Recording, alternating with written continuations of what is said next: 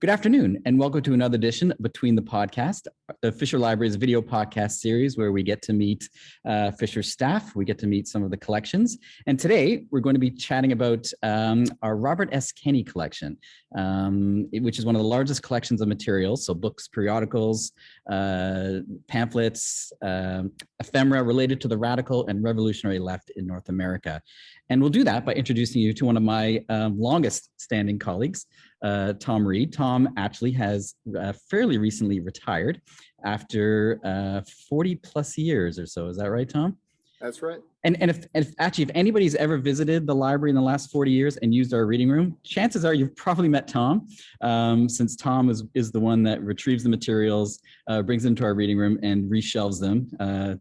So he's a very important job here at the Fisher, because if something gets misshelved, it may be lost forever. So welcome, Tom. Thank you for appearing on Between the Pillars. Thank you for coming out of retirement to appear Thank you for having me. Between the Pillars. Let's just talk about you first of all. Sure. So you started at the library, what year? Was it 1980? 1979. 1979, okay. Yeah. And were you hired specifically to do the job you were doing for 40 years? I started out in the stacks in Robarts. A friend of mine who was a left-winger had suggested that working in the U of T library might be ideal for me. And okay.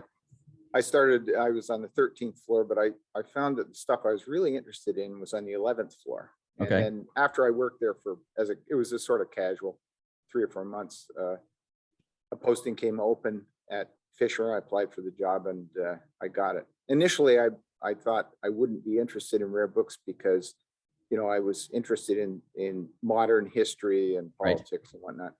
Little did I know that the Kenney collection existed in rare books and other ones too. Earl Bruni's collection and Fisher was, it couldn't possibly have ended up in a better place. Right.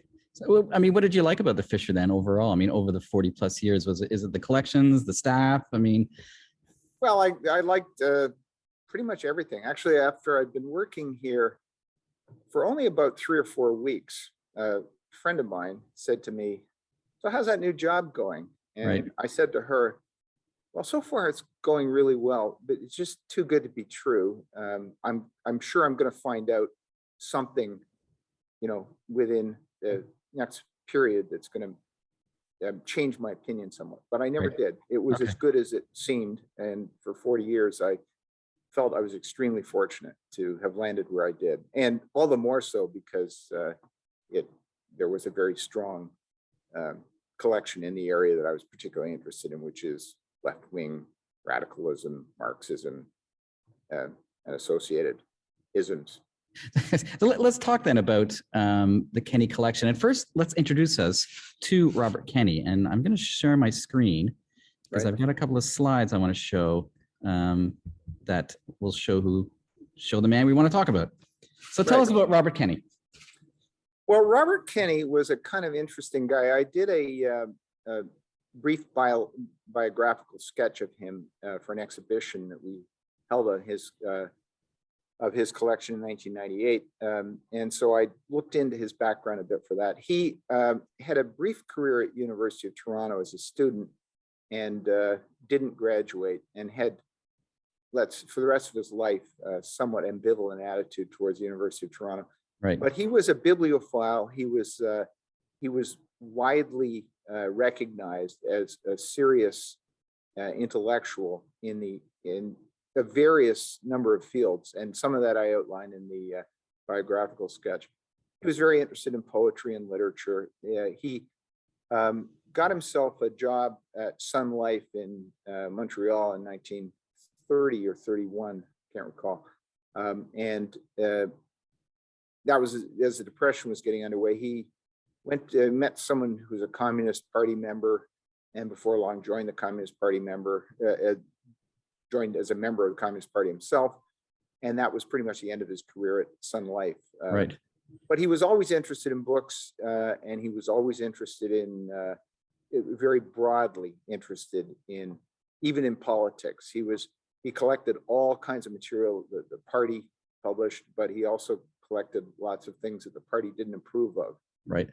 At one point, I went over to his house when he was rather elderly, towards the end of his life, and he was still alive though in the house. And I was packing things up in the basement, and I found that in the middle of the basement, buried under lots of other materials, were publications that were generally first editions by authors that the party had prescribed. And so Robert was very heterodox in his appetite, and he didn't take a narrow view of politics or anything else, although he was extremely loyal party member who upheld the line of the Communist Party through thick and thin, never wavered.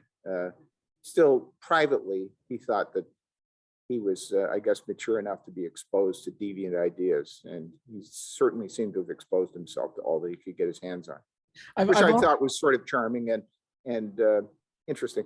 This picture that you're showing on the left of him reading, I think it was Queen's Park. I know that I was informed that it was his favorite picture of himself. Really? Okay. He was also there's very little of Robert Kenney in his collection, which is extremely large and voluminous, but he pretty much got rid of as much autobiographical material as he could. And in going through the collection to try to do a sketch of him, it became obvious that a lot had been removed, but obviously not everything. Right. But most of the information I was able to get on him, I had to obtain from other people, other sources. He'd pretty much erased himself from his own collection. On the other hand, his wife, Janet, was fairly well represented. There's a fair bit of stuff on her and her family. I mean, just sort of curious. When I show some of this material, I tend to describe Kenney as kind of an informal archivist of the Canadian Communist Party. I mean, is that fairly accurate, or? I think that's very accurate. I had always understood, he was always referred to as the archivist, but the Communist Party didn't actually have an archivist. They had, they didn't have an archive.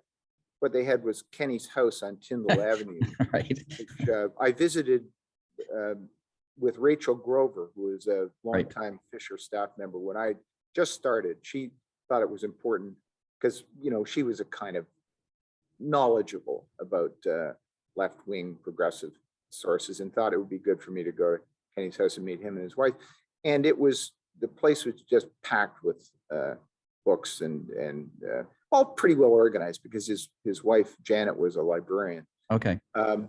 Then when I went later, as I was mentioning, in the early 90s, Janet had been dead for, I don't know, 7 or 8 years, and the house had undergone a certain evolution. So that where every wall had been packed with books previously, that now extended to the floor, and there were pathways through each room, but the books would be in piles of about 2.5 or 3 feet high, piled up, and the basement was completely jammed, et cetera.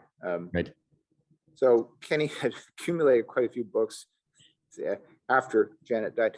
One of the things he told me, and I'm sure is true, is that much of the material he got, he received, particularly manuscript materials, it would come in the form of a box left on his doorstep at night, particularly during the height of the Cold War, where people were leaving the Communist Party. It was obviously not a good career move to be known to be a communist. A lot of people were leaving, and some of them probably felt somewhat ambiguous about it, and ambivalent rather, didn't want to get rid of their materials, and so they would park them with Kenney because they kind of had confidence that he'd look after them. So he got an immense range of things, some of which are the most valuable, most interesting things from the very early period of the Communist Party in the early 1920s, that of course preceded his membership by 10 years. He was when the Communist Party decided to write its own official history in 1976, Jerry Van Houten was sort of Kenney's disciple a little bit in that field. And they had a historical committee to oversee the publication. And Kenney was, of course, one of the members of it, along with other senior members of the party. Kenney was briefly on the Central Committee, but he was really a intellectual, and he was also sort of at the literary end of it. The party would often, most years, there'd be a Robert Burns celebration in Toronto. And Kenny was usually, if not always, the celebrant. Right. I think made the address and explained who Burns was and how important he was. So that was his profile. I mean, when we talk then about this collection as a whole, I mean, is it the breadth really of the collection that really is its strength ultimately? Yeah, I think that that's a fair statement. It's broad in many ways. It's very deep in Canadian radical left-wing materials. To some extent, that is because other donations have been made, continue to be made, right, by people who have collected one aspect or another. We got a rather substantial donation of anarchist material from Peter Weinrich, book dealer in Toronto, who was also a major figure in the craft movement, and who briefly was, or no, more than briefly, for a lengthy period of time was Kenny's executor. We're very close friends of Kenny, but Peter was an anarchist, and that's the field that he collected in mainly, and that was just added to the Kenny collection. Other people have, there was one guy in Kitchener who had a very extensive collection of Canadian and American Maoist publications. Now, right, Kenny was no Maoist, but the long runs, some complete runs of fairly obscure publications have been added to Kenny. There have also been people from Trotskyist backgrounds, so there's a fair bit of that represented in the collection. Kenny had some of all of these, but they've been strengthened by additions. Kenny's collection was also was very broad in terms of the international. He collected materials in Japanese and in French, and you know, there's a lot of French. There's not much Asian languages, but there's Korean material and pretty much anything. He's got things from the New Zealand Communist Party, and there's various African, a fair bit of ANC material. But the real strength is particularly Canada, but also US, and he's also quite strong in the in British UK. The British books have not been cataloged. Right. There are some American books which have yet to be cataloged, but all the Canadian books have been cataloged, and most of Kenny's international books, at least, have been cataloged. So there's still a fair bit that remains to be done, but I would say 60% of the collection, at least.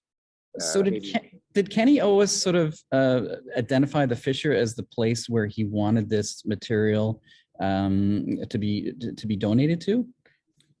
Well, as I said, Kenny had an ambivalent attitude towards the University of Toronto. He had a certain resentment because he got turfed out as a student for, I'm not exactly, it was never clear to me exactly why.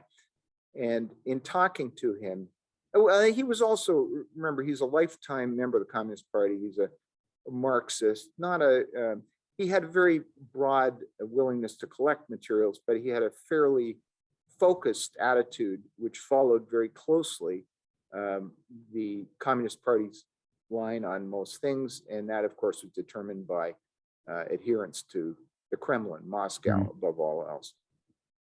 So Kenny's attitude towards the University of Toronto was that it was a very large and capitalist institution, that he was, you know, he wasn't entirely happy with it as a repository. He would have much preferred, of course, that Canada had gone socialist, and then the University of Toronto would be an excellent place to put it. I think he would have, what he would have liked would be for the Communist Party to become very large and dynamic and powerful, and be able to have its own archive somewhere. That's what he would have wanted. And I know that there was a certain amount of, as he got older, it was clear that his collection was going to have to go somewhere. Peter Weinrich, his anarchist friend, fellow bibliophile, influenced him, I think, in terms of the University of Toronto wouldn't be a bad place to have things, because at least they would likely be looked after, whereas if he gave it to some less formal institution, who knows, in 10 or 20 years, they might go to business, or, you know, some unscrupulous person might do something. Once it's at the University of Toronto, it is, in a sense, in the public domain, was the argument. And Kenny agreed. He also was, he was fairly, he wasn't wealthy by any means. And the books that he acquired, he tended to get things given to him, or he'd get them in the discount bins at various places. He would buy some first editions, but not a lot. So he was not a wealthy bibliophile. I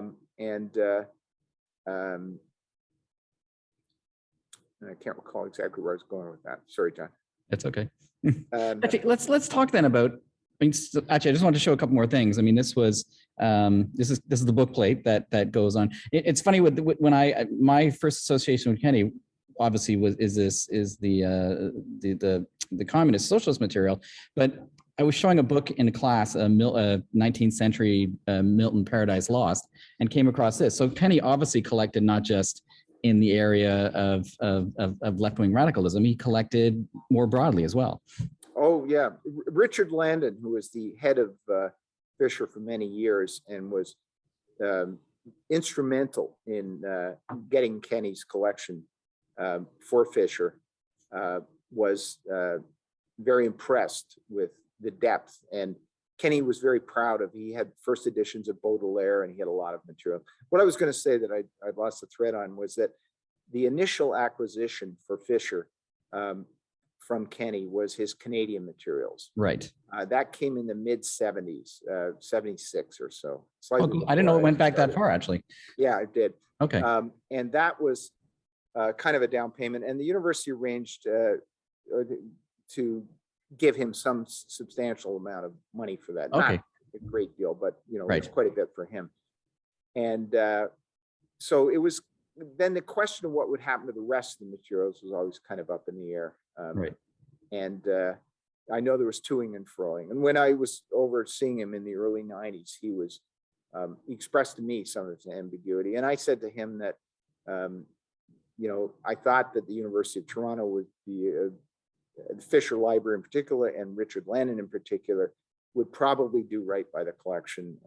It seemed to me that I couldn't think of a better place for it to go. Not that I had any particular influence on him, but he was hearing that from a lot of people, including, most importantly, Bess Tuzel, right, who was a very important social worker who I interviewed and who gave me a lot of information on Kenny. And I know that she was very much pushing him in that direction.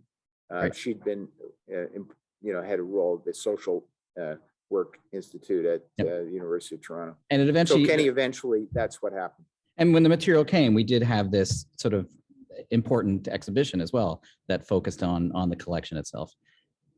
Right. Yes, that exhibition occurred in 1998. It was 5 years after Kenny had died. Right. And it was a tremendously successful exhibition. A friend of mine, Diane Weinreb, who is an outstanding publicist, mainly theater and cultural events in Toronto, I asked her if she'd be willing to assist, and she threw herself into it, and she generated a tremendous amount of publicity. We had full page articles in the Globe and Mail. Oh wow! We were the front page of a section, the What's On section of the Star. We were on CBC, Global TV, every network, CTV. There's just a lot of and multiple articles in most papers. A friend of mine, in fact, who lives in Eastern Ontario, ran it and subscribed to the Belleville Examiner, sent me a clipping. The Belleville Examiner had, and I imagine Lethbridge, and once it gets going, everybody picked it up because it was, and this is all an exhibition at Fisher. Yeah, it was huge. Yeah, that's great. Yeah, and it's too bad Kenny wasn't around to see it, because it was certainly evidence the University of Toronto had done right by him. Right. And Fisher and Richard Landon in particular. So let's talk about a separate part then of the Kenny collection, which was sort of our shared pandemic project, but goes back, I guess maybe back to the 1990s. This is an oral history project that you initiated. Maybe you could just give us a bit of a background then in terms of how the oral history project was initiated, how it came about, and how many years it took you to work on those interviews. Well, I have always been a little bit interested in history, and I've been a leftist for many decades. And I was always somewhat interested in the experiences of people who had, from an earlier generation, who I'd heard of or ran across. And I was talking to Earl Birney one day. Who's right, but who you can see him right behind your shoulder. He's right there. Yeah, that's him. And he came into Fisher. His papers are at Fisher. And we got talking, and Earl was surprised that anybody on staff had any knowledge of his the kinds of things he'd been involved in the 1930s. And he very generously spent a few hours talking to me. Right. He was too busy to bother with most people. And I wrote this up in a little, well, not little, but a short essay in the that goes with the Oral History Project. And Earl promised me in exchange, I obtained something he wanted for him, and he promised in exchange that he would let me interview him. And I knew that would be a very interesting interview, because having talked to him for a few hours, he had stories that I couldn't believe. Right. In the course of that, he mentioned the name of one guy, Frank Watson, who had a moment of fame by being the first person in Canada arrested under the War Measures Act in 1939 for getting up at the corner of Brunswick and Bloor, or some say Brunswick and College, and saying that he didn't think it was in the best interests of the Canadian working class to get involved in World War II.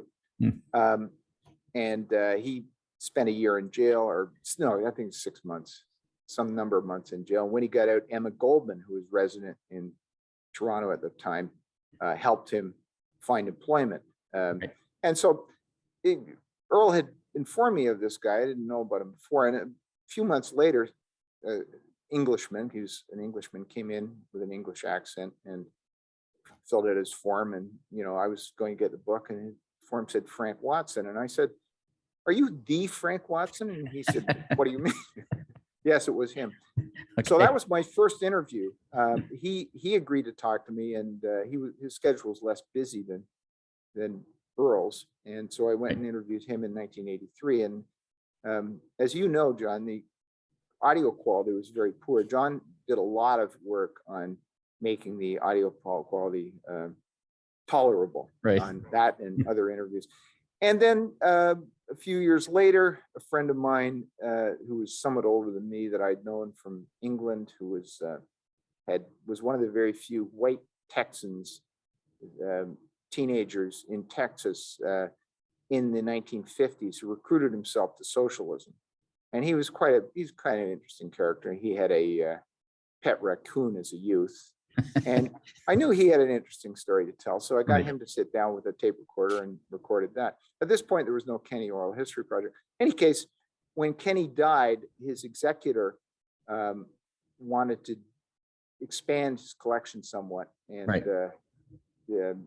suggested that, or I suggested that possibly more oral histories would be a good thing to do. And I really had in mind someone else doing them who would have more time and more formal background, but I ended up doing them. And I started with Robert Kenny's closer associates.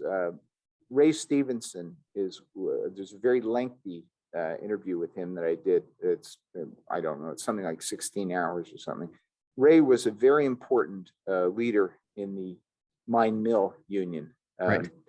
And I think that interview has got a lot of material that would be very difficult to get, outside of that. And it provides a framework for understanding that struggle by mine mill, which was the major front in the Cold War Canada. The mine mill was a communist-led union in a strategic industry. It was mining uranium for nuclear bombs, and the United States was not, pleased with the existence of mine mill, and there were repeated struggles. Eventually, they were folded into the steelworkers. But Ray's story I found extremely interesting, and I think that people in that field, people who are interested in Cold War history in Canada, I think it would be a rewarding one to listen to. And then there were a lot of other good interviews. I had talked to Peter Weinrich, who was the book collector, who was Anarchist, Kenny's friend. I talked to Bess Tuzel, who I mentioned, who was a love interest of Kenny. When she died, her obit described him as her soulmate. Right. I talked to Doug Hainline, this guy from Texas, who had quite an interesting and lengthy career, including being deserting from the U.S. Army and going to the stockade, and he belonged into his whole series of leftist groups, and he had many entertaining stories. I talked to Howard Keeler, who is a mythic leader of the Longshore Union on the West Coast of the United States, and who just turned 96 a few days ago. Oh, wow. And that's quite a lengthy interview as well, and quite an interesting one on his history. He started as a hillbilly. He enlisted in the U.S. Army in World War II. He ends up joining the Communist Party, and at that point he's in pre-meds, and the Communist Party said, well, we don't see you as a doctor, we see you more as a docker. So they sent him to join the ILW, and he was there for 30, 40 years and led some very important struggles, and got an account of that. So there's a lot of, it was a pretty broad range of people with very different political trajectories. And there's no real consistency to who's involved, except that they were all involved in the movement. And then later on, you're showing the Karen Levine interviews. A friend of mine who was a labor historian mentioned to me, when you and I were working on getting these interviews that I'd done, the last ones were done probably in the 2000s, but most of them are from the 1990s, particularly a Kenny Circle. And they just languished in a box as tape recordings, and you were getting them digitized and getting cleaned up. Right. And I was mentioning this to my friend Russell Hahn, who said, well, he remembered in the 1970s there had been this woman, Karen Levine, who went on to have a career at CBC, who had done similar interviews and talked to some very important people in the Communist Party about particularly focusing on the 1956 Khrushchev revelations and the impact that had on the Communist Party, which was very substantial. Right. And I got in touch with Karen, and she'd saved the interviews, had most of them, and they're very interesting. And they are from people who were right at the top of the Communist Party at the time. Bob Laxer being one of them, and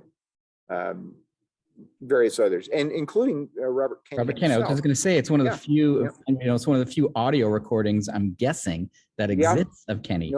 I think that's probably true. And the other one is one that Lil Green, who had been the secretary to Tom McEwen in the Workers' Unity League, provided me in the 1990s. And it's a recording of Kenny giving a talk on the importance of poetry and literature, which is also included probably from about 1961. Right. There's not much information on that, but it's definitely Kenny. So there's a lot of, I think for people, well, one other one I would mention, which was kind of unusual, was there was a leftist friend of mine who, again, knew I was doing interviews, this is in the 1990s, who had ran into a guy who was, had a pretty interesting sounding history, who was a Latin American who's from Salvador, and he had been in the FMLN, which was the guerrilla movement that was contesting power in El Salvador in the mid 80s. And the United States under Ronald Reagan made a huge effort to suppress these guys, but unsuccessfully. It was probably the most successful and effective guerrilla movement in Latin American history. Right. And this guy's joined as a very junior apprentice when he was 12 or 13. And he worked his way up, he kept performing well and getting promoted. So eventually, by the end of the war in the late 80s, he was the senior operational commander on the Central Front, which was known as the Volcano. And he has a very interesting story to tell. And he was, all the practical difficulties, the political aspects, and of course the military aspects. I was amazed at how coherent and how interesting that interview is. Yeah, I mean, there's hours and hours. I was just going to say that anybody that's watching this, they're all available on the Fisher SoundCloud page. You can link to it directly from our website. You can even just put in Google Fisher Library Kenny Audio, a Kenny Oral History Project, and you'll come across this page. I mean, obviously, you must be pretty proud of this work too. I mean, because this is sort of one of the, you've been working with the Kenny material for a while, making sure that it's well taken care of. But this is your piece of it, and I think you should be really proud of what you've done, because oral histories, especially oral histories around areas of controversial areas, are not easy to obtain. So I think these are really, they complement, first of all, the Kenny print materials. And maybe you could talk a little bit about that. I mean, where do you see this oral history fitting in with the larger Kenny collection? Well, I think that it's particularly important, the materials that we've got, the interviews for the Canadian movement, particularly for the Canadian Communist Party. I think it fills in a lot of, there were a lot of people I talked to, some of them, Millie Ryerson, who was the wife of Stanley Ryerson, who was the Communist Party's leading intellectual. It was sort of sweet and poignant for me. Right. I interviewed her when she was a very old, elderly lady, still quite coherent. But, she was in her late 80s or maybe early 90s. And she still wasn't willing to tell me how she and Stanley had met in New York City in the 40s. I knew that the party apparatus had all gone underground. Right. But, at that point, the chances of her getting into any trouble, Stanley was already dead, so he wasn't going to get any trouble. But she was so deeply ingrained, this, the persecution from the Cold War, that she wouldn't give me any details, which was, I think I noted that in my comments on her, right, in my little essay. But there's a huge amount of material that never gets into even the internal bulletins of the political movements, which just because the people who are doing it, it's not worth writing about. But it's, I was very pleased to be in a position to be able to ask them, well, but could you actually do that? Wouldn't you find this or that? And they would say, right, well, yes, but before long we would, how you would solve these practical problems. Right. And a lot of, things that came up, when you're dealing with people, whatever, if you're in the Baptist Church or the Communist Party, there's similar sorts of patterns of behavior. Many of them were fairly candid about which members of the leadership of the Communist Party, which is supposed to be monolithic and everyone thinks the same and does the same. But in fact, it's very differentiated. Right. Some of these people were quite humane and sensible, and some of them were sort of arrogant and narrow. And you get that kind of view from the people who are participating. Another one guy that I should mention is John Boyd, who was a very senior leader of the Communist Party, particularly after the 56 split. He was from the Ukrainian background. And again, his interview is very, that I did with him, was very interesting. And it took off from an interview he'd done previously with another history project, the Cecil Ross Project, which is right, another oral archive. It's being held in the National Archive, I believe. Unfortunately, those interviews aren't online, but I think it is possible to get in and listen to them. But John had done an interview, fairly extensive interview with whoever was conducting it for them. His son had listened to it and thought it was very interesting. And he had, Zane was his son, who I knew somewhat casually. And Zane had arranged for this to be done as a book, or the substantial pamphlet, which I read through. Right. And on the basis of that, kind of took off from that and asked a lot of supplementary questions. I think, again, there's a lot of very interesting behind the scenes kind of stuff that only the participants would have known. And John at that point wasn't sympathetic particularly to the communist movement, right, but he had a great recall. The other thing is that I should mention is that there were a few people that I approached that I realized that their ability to remember anything very useful was, I mean, not everyone's memory is retained. So not every person I approached, well, in the first place, many of them weren't willing to talk to me. Right. And of those who were, they didn't all sort of meet the minimum threshold of, I wouldn't want to waste people's time listening to interviews that weren't particularly coherent. Right. One other one, which I really should mention, was William Krem. Right. He had a very interesting history. He was a child prodigy musician who went to Chicago in 1928, and he was in a bookstore, and he ran into Albert Glotzer, who was a sort of very bright young Trotskyist who recruited him to the Trotskyist movement, and Krem came back as a teenager to Toronto and was one of the very early Trotskyists. He had quite a history. He ended up going over to Spain and knowing George Orwell. Oh, wow. And when the Communist Party in Spain cracked down with a gay PAYU, cracked down on the sort of far left that Orwell and he had been involved in, he went to jail with various others. And he was fortunate that there was a campaign in Canada and in Britain, particularly, I think Fenner Brockway of the Independent Labour Party in Britain had a hand in it. It got him sprung because a number of others weren't so fortunate, and they were executed for political deviations. Right. But Krem, was quite forthcoming about that. He went on to, he was leader of the largest Trotskyist group in Toronto in the 30s.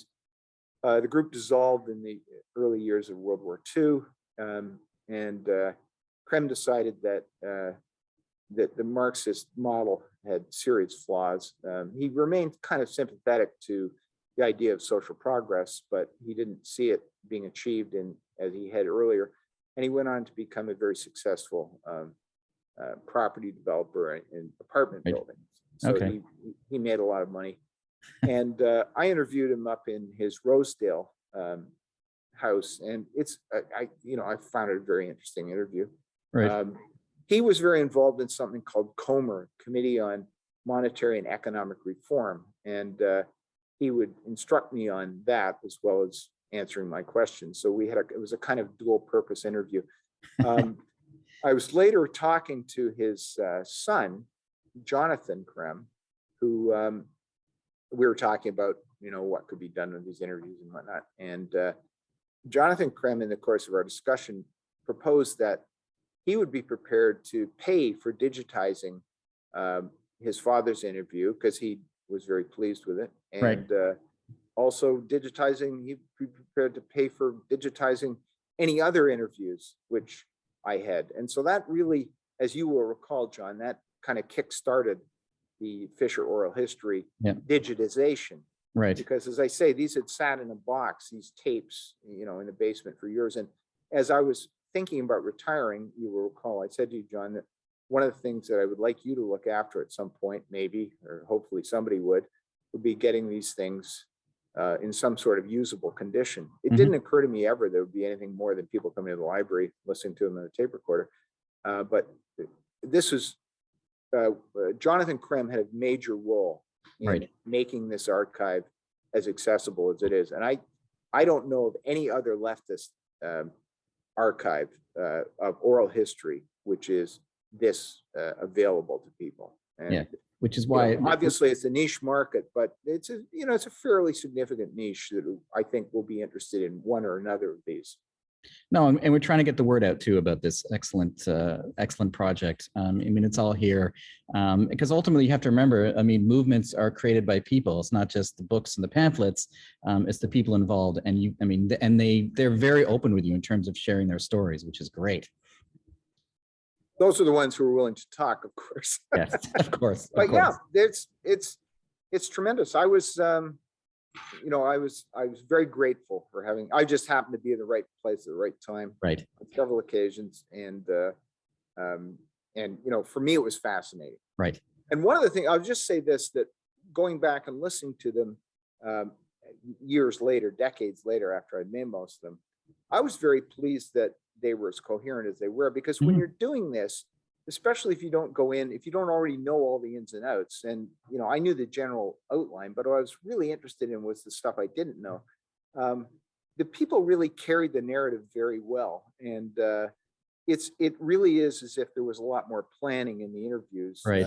I don't know what was missing, but I know, for instance, I was listening to one with the Salvadoran militant, and I kept, he'd say something, and I think, oh, I should have asked him about this. And then the next moment, he was talking about it, you know? So in listening to that, I didn't feel, when I re-audited it, that there was, that if I could have jumped back and you know, 20 years later, inserted myself and asked another couple of follow-up questions, Right. there wasn't really much that he didn't cover, I didn't think. So, Yeah. you know, so it was gratifying that way. Yeah, it's great to have happenstance like that. So anyway, Yeah. Tom, this has been great. As I said, we're going to have all the different links to the websites, to your essay, to the SoundCloud, actual SoundCloud files as well in the show notes on the YouTube channel. So people can visit those direct from this video podcast. So thanks again, Tom. Thanks for your wonderful work over the years. We already miss you as a colleague. And so, well, I hung around for quite a while, as you'll know. Yes, hopefully you won't be. Go on a thread. You won't be a stranger to us either, I hope. No, I'm continuing to appear here on a regular basis. Good. That's my plan. Good. Yeah. Okay, so thank you, Tom. Thank you to everybody. John. This is the last video podcast of 2021. We're going to be starting again in January, and actually January doing something. We're doing a themed month. We're calling it Fiction at Fisher. So you'll have to join in to see what that's all about. So I thank everybody for following this series through the year, and have a great holiday. And we will be back with you in January 2022. Thanks.